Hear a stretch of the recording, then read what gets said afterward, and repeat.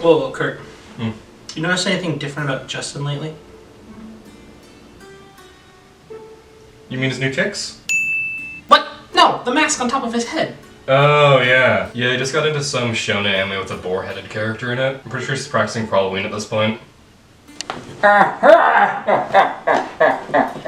Isn't he getting a bit too into character? Nah, seems like your basic fanboy. Oh, come on! That is not normal.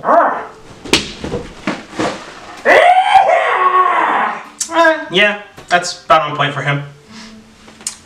So, what are you gonna be for?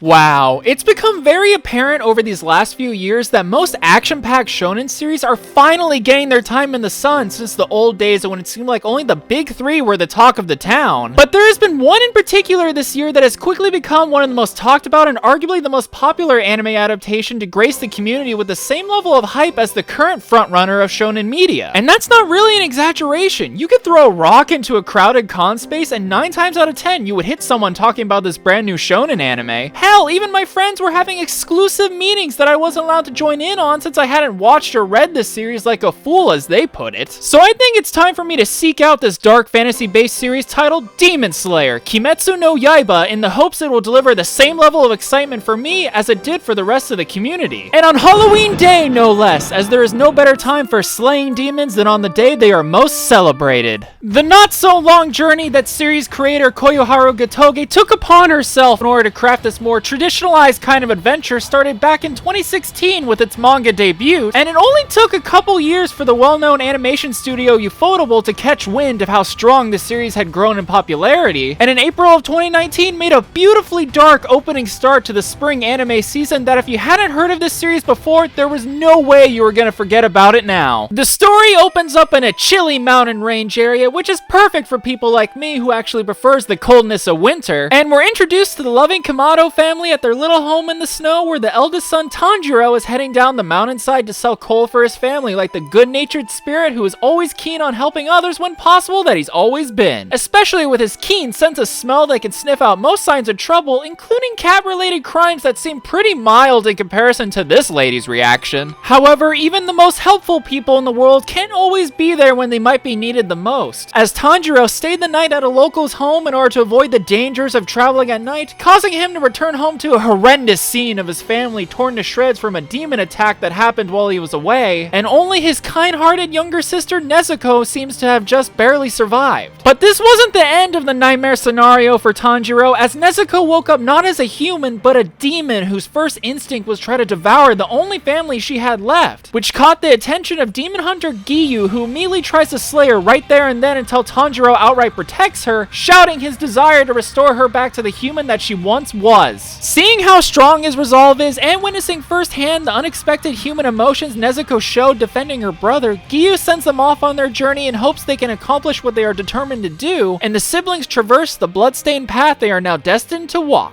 Obtaining their goal of turning a demon back into a human means these siblings would have to somehow make the impossible become possible in this world, which makes a perfect catalyst for an action-adventure story to have many different sort of roadblocks that will be no easy task to overcome. And in a true shonen kind of fashion, the first obstacle of becoming a proper demon slayer will require Tanjiro to build up strength he never knew he could muster if he ever hopes to go forward on this journey. But there is no way in a world of fighting demons there wouldn't be people out there to give proper guidance, and that's not counting the other hard workers facing similar challenges as him, giving us quite the memorable cast that begins to flesh out how this shonen story became so popular. One of the most important staples for most shonen stories is receiving proper training in the ways of honing your strength and wisdom, which thanks to the foresight from Giyu, our protagonists take on the teachings from the Tengu Master Urukadaki, a former slayer who is a master in water breathing that tests Tanjiro with rigorous forms of training in order to see if he has what it takes, but in his time spent guiding them begins to truly care for the siblings with the hope they will succeed on their mission. However, even with learning the basics of each technique doesn't mean you could just master it without putting it into proper practice, which is where the help from the adopted siblings Sabito and Makomo come in by putting their teacher's lessons into proper form through through sparring matches that ultimately helped Tanjiro permanently engrave all the techniques into his body and complete his training. The time and energy spent training was well worth it, as Tanjiro was able to pass the final selection process of becoming a Demon Slayer along with 3 others from the start of the test that he will surely cross paths with in this line of work. Before all of them parted ways, Tanjiro had a standoffish encounter with one of the new hunters named Genya, a foul-mouthed, aggressive boy who seemed to not have been trained in the proper ways of patience with his demands of a special sword right there and then. Geez, with that voice actor, I wonder who he reminds me of. Luckily, Tanjiro was there to set him straight, as the other newly appointed hunters such as Zenitsu, who is very skittish in nature, was already upset with the fact that he is still alive apparently. Definitely wasn't going to be able to intervene, and the silent hunter Kanao seemed perfectly content keeping to herself as she observed with her butterfly, although I feel she could have handled the situation if she wanted to. While there were only 4 hunters present at the end of the final selection, in actuality there were 5 people who passed when you include the fan favorite Inosuke, a boar-masked hunter who is so wild at heart that as soon as he passed, he ran down the mountainside before the selection was officially concluded. Man, I would have loved to see him pick a fight with Genya. When you hear the term dark fantasy being used to describe a series you've never heard of before, you're kinda gonna get a first impression that the story is gonna be heavily set in the realm of fantasy with more out-of-this-world kind of tropes. But surprisingly, the story's focus is very much grounded in a real-world setting while having the mystical sort of elements be intertwined to the natural order of things. The story of Demon Slayer takes place in Japan during the Taisho era, which is very evident when you take in the beautifully painted landscapes and the somewhat modern recreated aesthetics of Tokyo we see firsthand, which the attention to detail this series portrays is outstanding when referencing real-world elements from Japanese culture while applying more mystical properties in order to fit into the narrative of the story, such as the wisteria flowers in full bloom that are utilized to ward off demons, to even smaller nods like real-world masks being infused with protection spells for your traveling needs. You're probably starting to see a pattern here, as a lot of what you will come to learn in this world is usually somehow tied up in the ongoing fight to keep demons at bay, but if you look into old Japanese folklore regarding stories about yokai, there's always been a real-world culture behind supernatural phenomena along with the idea of demons and spirits, so it makes a lot of sense in a story like this one to have a lot of customs that have real-world basis from these folk tales. They even use the concept of folklore in a way with how demons aren't actually recognized by a lot of society, so the more modern areas like Tokyo don't comprehend the difference between an aggressive drunk and a raving demon, because they are definitely one and the same. But that doesn't mean the original culture they are establishing isn't worth noting, because honestly, I love how they utilize real-world elements with its own established lore, whether it be in small ways with good luck rituals being used to signify safe travels, or the official hunter uniforms being specially made to be sturdier against demonic threats. God, talking about all the cultural stuff just makes me want to book a flight to Japan right now. Even with all the charms and rituals humans can do, this world wouldn't have a need for specialized demon hunters if they were that quite easy to handle. While the more modern areas don't seem to acknowledge their existence, the townsfolk that live in more rural areas tend to heed the warning of only traveling in the daylight, as the darkness of night is when the demons can hunt down their unsuspecting prey. Demons come in all different shapes and sizes along with varying personalities, but often share the same ruthlessness when it comes to their malicious desires to feed on humans. But what makes them truly terrifying in this world is how powerful they can become with the more humans they consume, often making them easy to classify based on their appearances and abilities. Your basic run-in-the-mill looking demons tend to have that simple thug-like mentality when it comes to terrorizing their victims, and often only use their body's heightened abilities for their hunts, while more advanced demons who have consumed a high body count can utilize special abilities called blood arts, which is essentially dark forms of magic and special techniques often centered around the kind of demon who uses them, and in between them tends to be, oh good god! Demons like this make up what I like to call the gluttonous category for the absurd amount of people they've devoured. Honestly, I don't remember if this one had a name, but he might as well just be called Gluttony. Wait, no, that's kinda insulting to an actual gluttony, I know. Putting the jokes aside, this series really likes to drive home the fact that a lot of the demons that are committing these evil acts were once human at heart who had their lives tragically altered forever, as evident through the glimpses into their past that creatively tie into the abilities they use, making the act of vanquishing them almost feel like a sympathetic act of setting free a tortured soul that hopefully will be reborn into a life that won't share the same fate, while making us feel more emotionally invested to even the minor villains. And that's not always easy to pull off in a series with a lot of mission-based events with one-off villains, but they do it so well here in a way that feels organic while still driving the plot forward. Of course, when you take one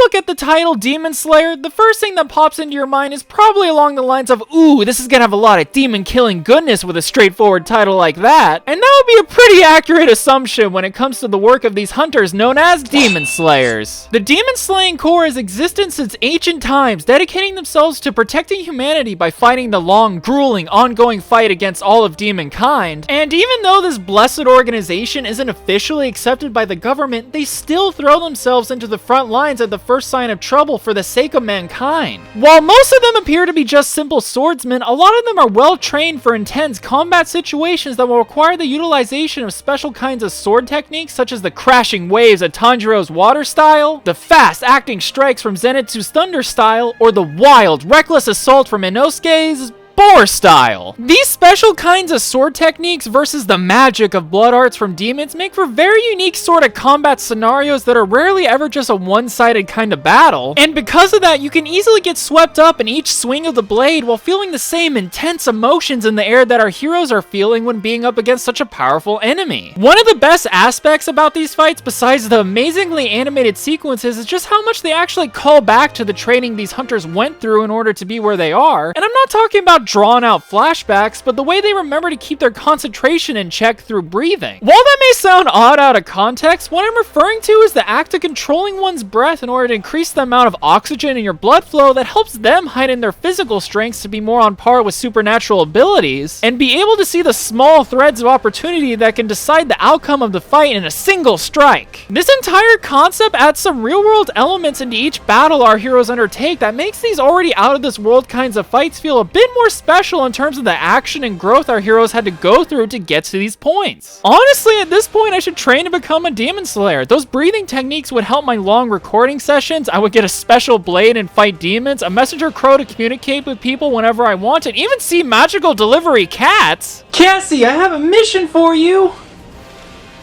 All of these elements I have mentioned so far make for a vastly creative setting for the audience to get engrossed in when they're all put together, but they can only be brought to their full potential when combined with characters' dreams, struggles, and journeys that weave together the heart of the story. And at the center of this world is the emotional tale of siblings walking the fine line between human and demon with Tanjiro and Nezuko. In the very beginning of the story, we saw the very happy life of these siblings as they spent time with their family, showing how good-hearted Tanjiro is when taking on responsibilities and how selflessly loving Nezuko is when taking care of the younger siblings, showcasing the tight-knit bond this family is held together by. This small snippet of storytelling is just enough to make the audience feel the same heartbreaking feeling that Tanjiro felt when his entire life had been turned upside down with nothing left but a demonic version of the sister he held so dear. But despite all the darkness this moment casted, the bond these two shared still exists when shining its light of hope into their hearts and giving straightforward but still very powerful motivations that drive the story. Tanjiro still loves his sister very much despite no longer being human, and his desire to change her back helps him grow past his fears and cowardice when it comes to danger, and turns it into a will of steel unmatched by anything other than that hard-hitting noggin of his, which is the kind of development one would need when facing a world full of demons that will eventually cross his path, and is further explored with him being dead set on no one else experiencing the same tragedy as him. Further shows how fleshed out he is as a character. The same can be said for Nezuko, as her refusal to give in to her demonic side is only possible thanks to the love she feels for her brother and her willingness to risk it all to protect him, showing that she still has some humanity left in her despite not actually being a human. And even though her willingness to help others is initially caused by a hypnosis spell, the moments of her past life with her family bleeds into reality, showing that she can continue to grow past her dark desires. I'm pretty sure it's a no-brainer that we as an audience also feel the need to defend Nezuko at all costs, but honestly, I think she's pretty capable of handling herself in most occasions, as those demonic abilities she has gives her advantages in terms of strength and combat capabilities. I mean, just look at that little speed demon go!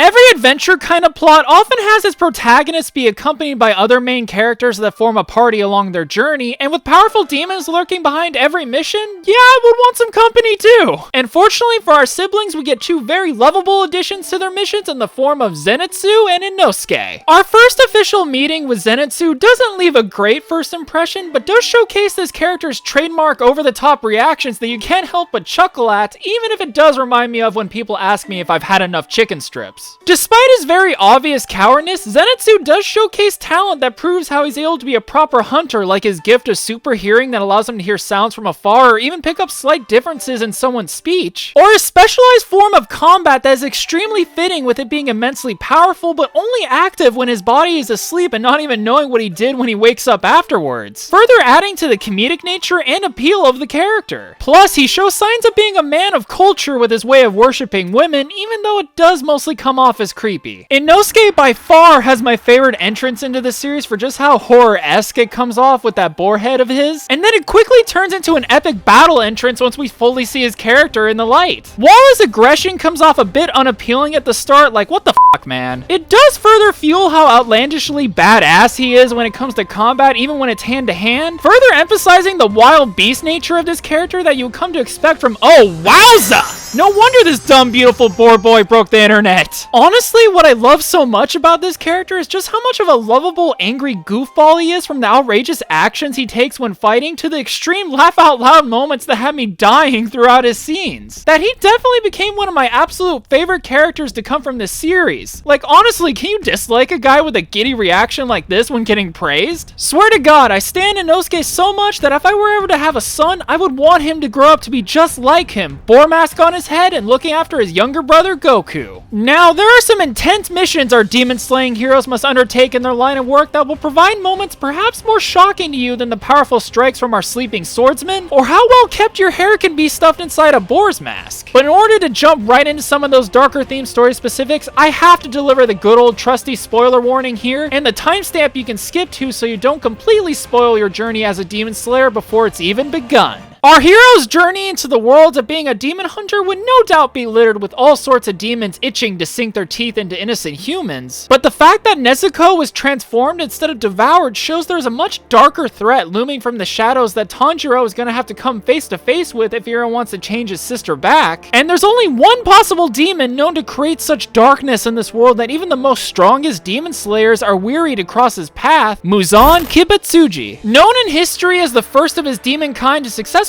transform innocent humans into demons, this man is known as the #1 threat for his extraordinary demonic capabilities that severely outclass any other demon in the world. Which, taking one look at this guy, seems about right with how intimidating his gaze is. Like, Jesus, any demon that reveals information on him automatically gets killed. Talk about a no shit talking policy. Not much is known about his plans other than his desire to achieve perfection, and in order to accomplish this goal, he has amassed a legion of demons known as the 12 Kizuki, a group of demons that follow his every command and are capable of extraordinary blood arts thanks to the blood Muzan graciously shares with them. Taking down someone of that caliber will be nowhere near an easy feat to accomplish, and even though Tanjiro wants to desperately put an end to his actions, he is not ready for such an opponent with his current experience, and his goal now seems further out of reach than it did before. But luckily, he receives insightful help from two other demons that are on the side of humanity known as Tamayo and Yoshiro. Tamayo despises Muzan with every fiber of her being and works as a doctor in order to find a way to counteract his demonic powers, which she's already accomplished to some degree, by tweaking her and Yoshiro's bodies to only need a little bit of human blood instead of having to devour them. In order to develop a proper cure, however, she makes a request of Tanjiro to bring back the blood of any demons close to Muzan's strength, particularly the 12 Kizuki that share his blood, which sounds like a pretty tall order to fill, but more determined than ever about his goals, Tanjiro accepts this request as he has no desire to let such evil actions continue in this world for the sake of his sister and the rest of mankind. Of course, actually slaying a Kizuki demon is a lot easier said than done, let alone even finding one. But having a job that requires you to actively hunt down demons means eventually one's gotta cross your path at some point. And for our gang of demon slayers, a mission to Mount Nanagumo puts them en route to their first official encounter with one of them. Upon entering the forest stretched across the mountainside, they come across a demon hunter who claims his entire squad just suddenly started killing each other one by one. And after a surprise ambush from other hunters, they deduce the spider threads attached to them is what's controlling their attack, and they have to be coming from a source from somewhere nearby, which is eerily creepy to think about what might be,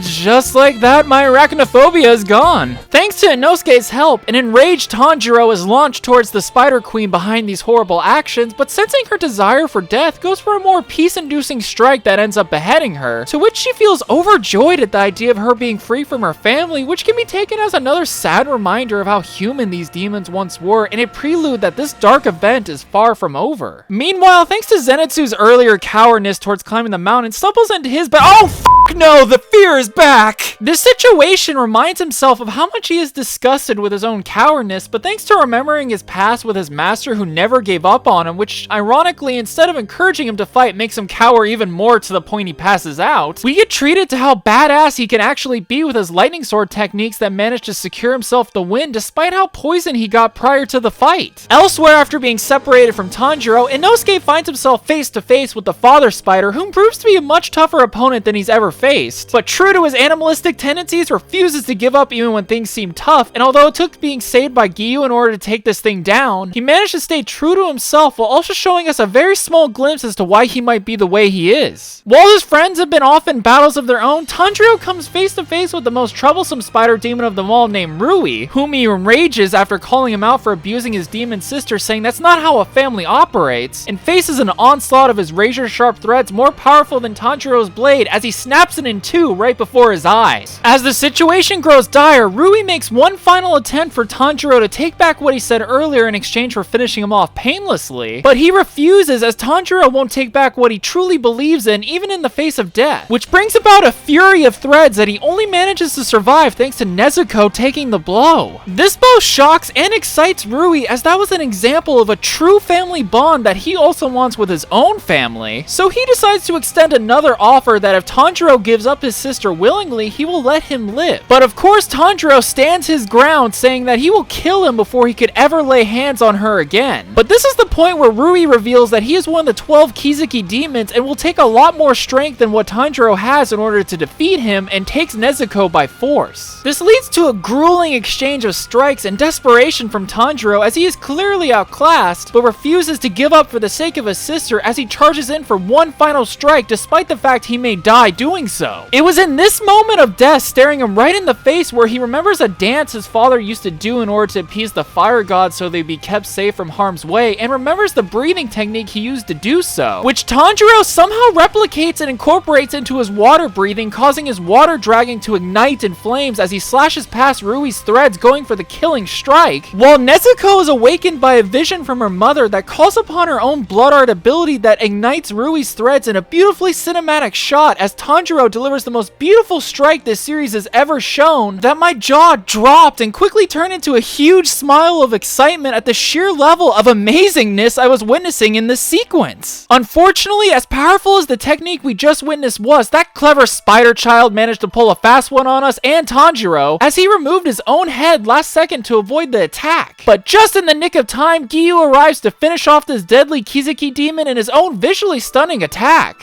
My man! As Rui begins to fade away, we get a decently long look into his past as a human child who was born with extreme frailty that would often leave him feeling sick and too weak to move around, which understandably made him feel miserable not being able to live much of a life, always being confined to his bed. But one day when Muzan arrived, offering him the opportunity to be stronger than ever, he became a demon, not fully realizing how insidious their actions for survival are considered in the eyes of humans, along with his own family, to the point where he felt betrayed seeing his own father attempt to kill him, causing Rui to murder all of his family, believing the bonds they shared were fake. However, in a dramatic twist of irony, his mother's last breath is asking for forgiveness for bringing him into this world with such a weak body, which causes him to remember his father's last words of saying they will atone for the mistakes that were made that night, shattering Rui's world, realizing he did kill the only true family bonds he will ever have, setting in motion his future of desperately seeking out fake bonds to fill that empty void that his family once filled. I know this series so far has done a pretty good job at making us feel sympathetic to an extent for some of the demons we've encountered so far, but this one got me feeling so depressed afterwards because of how sad Rui's story was. And even though we can't overlook all the deaths he caused, you still feel bad for him in the end, which is the same sentiment Tanjiro feels when telling Giyu to not step on his corpse, as demons are truly tragic creatures in this world that didn't deserve the paths they were set on, and serves as a great example of how well this series can make you feel even for its most villainous characters. Now that the main threats have been taken care of on this mission, it's now time to tie up the loose ends like recovering all of our injured heroes, and in Zenitsu's case be graced with the angelic presence of Shinobu, a medical specialized demon slayer with an adorably sweet demeanor who manages to cure all the hunters who are inflicted with poison, while at the same time catching the remaining spider sister whom she sadistically suggests torture to as a way to make up for her crimes against humanity until she swiftly kills her with her own poisonous techniques, which a beautifully sadistic character like her existing means I need to collect every print of her I possibly can. However, as lovely as she is, unfortunately for our beaten up hunter, she has a strict upholding the law kind of demeanor when it comes to the rules and regulations when it comes to being a demon hunter, and a demon like Nezuko doesn't quite meet the standards of being spared in the eyes of the organization. Regardless of the rules, Giyu still decides to defend our favorite demon like the good guy that he is, leading to an internal conflict while our siblings make a run for it. Well, mostly Nezuko makes a run for it, as the silent demon hunter can now pretty much curb stomp Tanjiro into unconsciousness, which must have cracked that heart skull of his at least a little bit. After the most adorable life or death chase sequence I've ever seen, word comes in from HQ that the siblings are to be brought into custody alive and unharmed, at least not more than they already are, which causes everyone to sheath their blades and leave the mountain, officially bringing this mission to a close. But as much as Tanjiro would probably love to rest up after all this, he still has one final trial ahead of him when he is brought forth to the lead swordsman of the demon slaying corps known as the Hashiras, who are going to Loving you is more than just a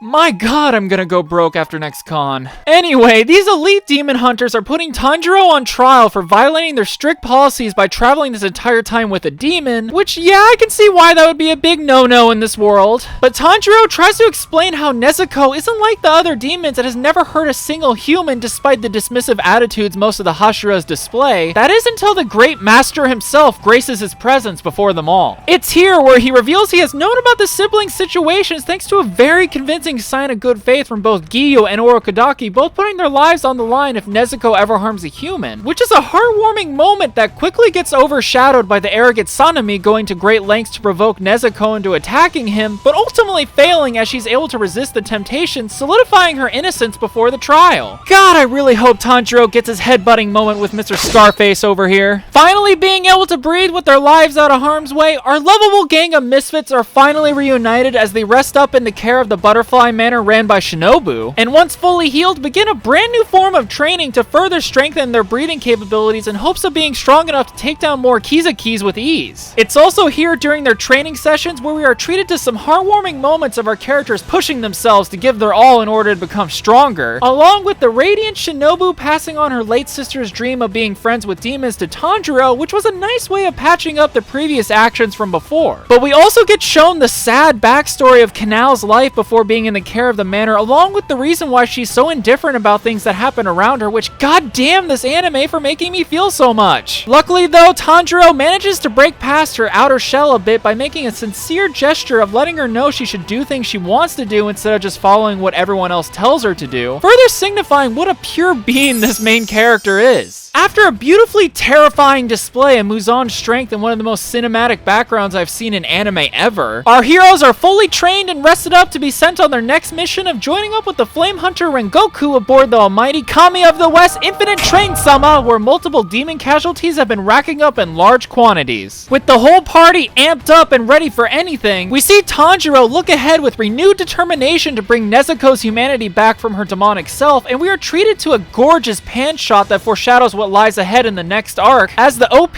plays this final episode. Wait, this is actually the last episode? No, it can't be over already. I'm not ready for it to end with foreshadowing like that. There's clearly going to be an amazing arc on this train that I gotta see. Oh, hang on. They announced a movie has been greenlit.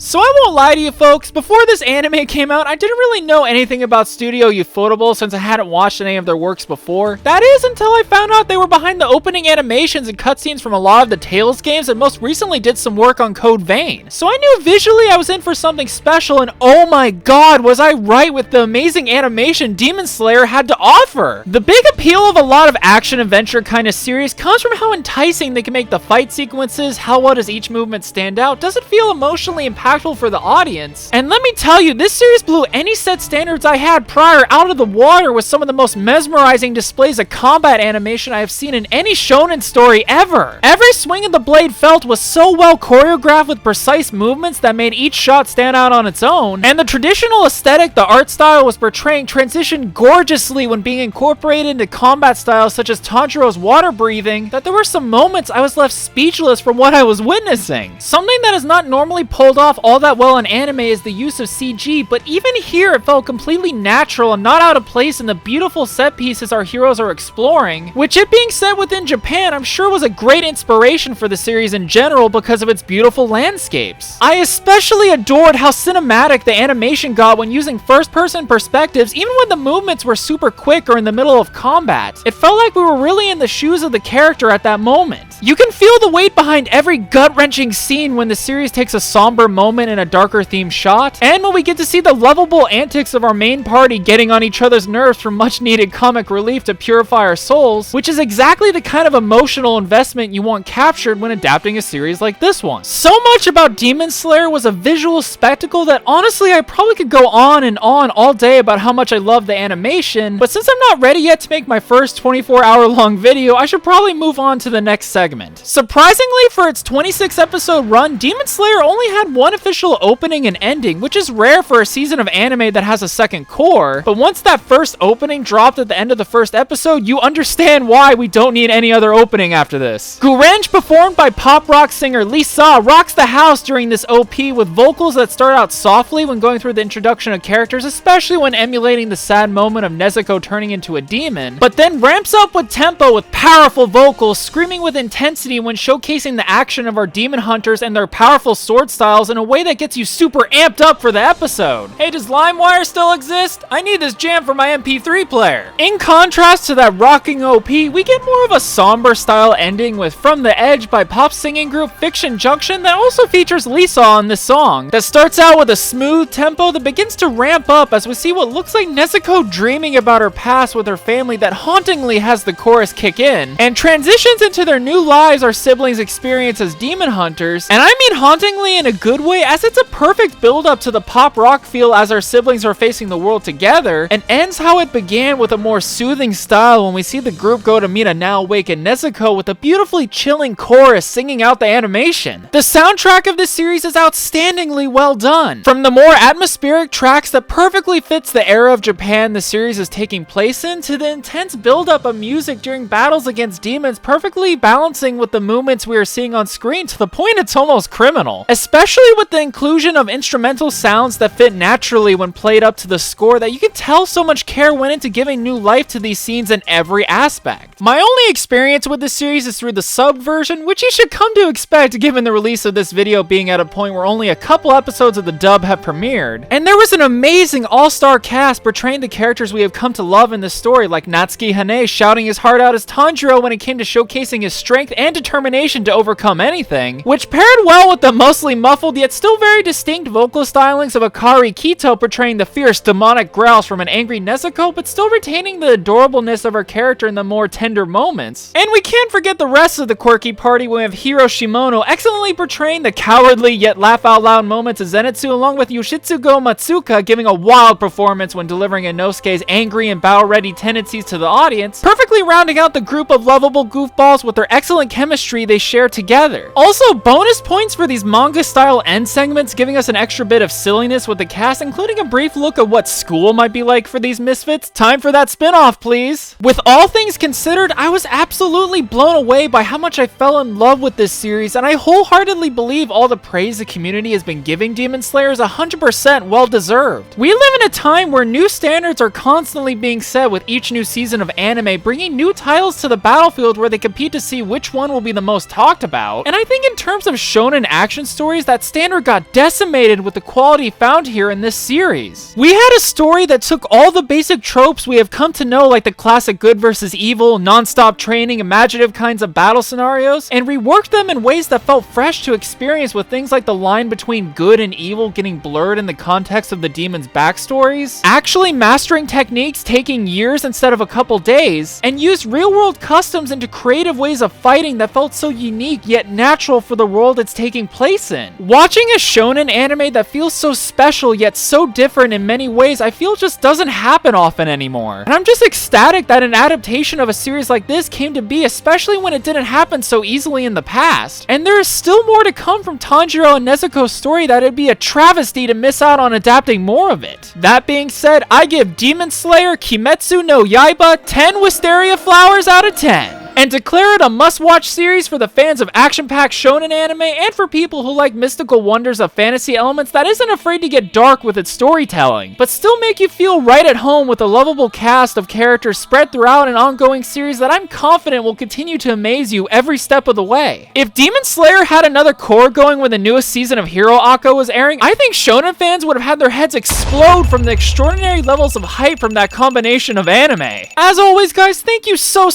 very much for watching this unexpected addition to my still growing favorite anime list all the way to the end. As you know, I'm a huge sucker for darker themed stories, and when you mix that with the amazing action-packed moments, I just can't help but sing my praises for as long as I can make it entertaining. It also really helped that the big theme of Demon Slayer was around close family bonds, which the focus of it also being on a pair of siblings really hits home with me since I'm a younger sibling myself, and that makes it easy for me to feel instantly connected to that feeling of going to great lengths for your family, like what Tanjiro is doing to keep his sister safe in order to one day change her back to normal, that I would honestly also do if I was in that position. But you'll get to know more about that side of me when I get around to talking about my absolute #1 favorite series in depth later down the line. If you enjoyed this brand new review that talked about one of the hottest shows you can watch right now, helping Tanjiro slay that like button off that demon's arm would be a huge help to him along with the channel. And if you want to stay up to date for any other potential spooky season content that will come out within the future, accepting that subscribe button in your life is the safest way to ward off any demons that would make you miss out on my next video. After all, with how much praise I've given this first season alone, almost guarantees this won't be the last time I talk about this series in some way, shape, or form. Now, if you'll excuse me,